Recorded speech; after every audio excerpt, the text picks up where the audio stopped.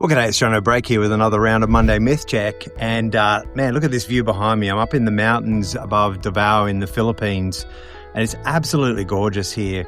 The sun is setting on that side of me, so you can see the glow behind. And so I just wanted to share that with you. It's just a beautiful spot. You'll probably see the next few Monday Myth Checks coming from this space. I'm here visiting people who actually help with a lot of the work you see. They do the background work on the videos. They do a lot of other work for me as well. Wonderful team that do a lot of my virtual assistants. And so meeting with them, and then I'm here for some other conferences as well. But today I want to talk about, so we're doing a theme on coaching right now.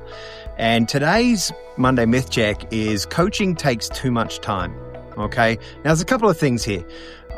Because, you know, I'll hear this often from clients. Well, it either takes too long or it just takes too much time, right? And so the time could be, I don't have time for it. The time could be, well, if we go through a coaching process now, it takes too long. And so let's address the takes too long first, and we'll address the I don't have time for it. Okay. So the whole idea of it, you know, takes too long to get a result, too long to turn things around. Well, I've got some problems there, right? Because that means that, you know, if I'm getting that from a client, they've let something go for too long. They've let it go too long. And so often I'll get people like, okay, we need this turned around. We need this turned around quickly.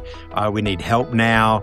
You know, we really want to let this person go unless they can improve. And so it's like, well, you know, often a client has tolerated a certain behavior. They've let things go on when they shouldn't have, all those sorts of things. And so, you know, I guess it's a real cautionary tale, first of all, to sort of say, well, don't let things go on too long. It's really simple. You know, don't let it go too long.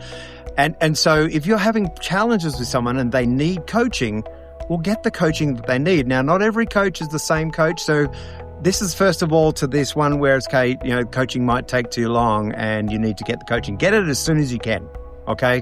Coaching is never a bad thing.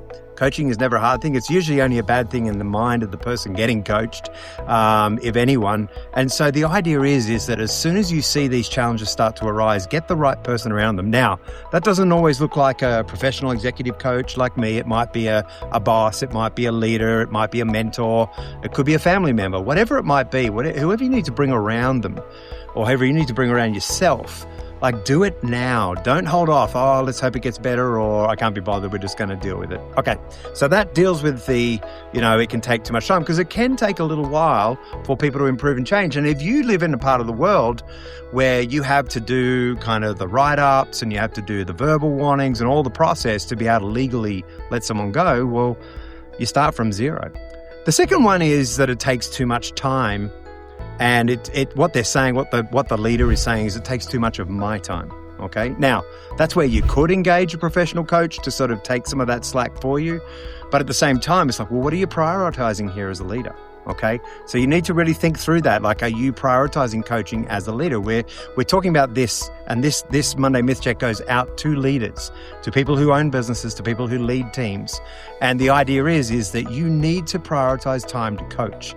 When I run my clients through like a 12-month kind of next level leader program and helping them train and develop as leaders, we actually spend 2 months talking about coaching techniques, coaching training, and so forth. So it's really important that as a leader, you learn to coach and you make the time every single week for coaching.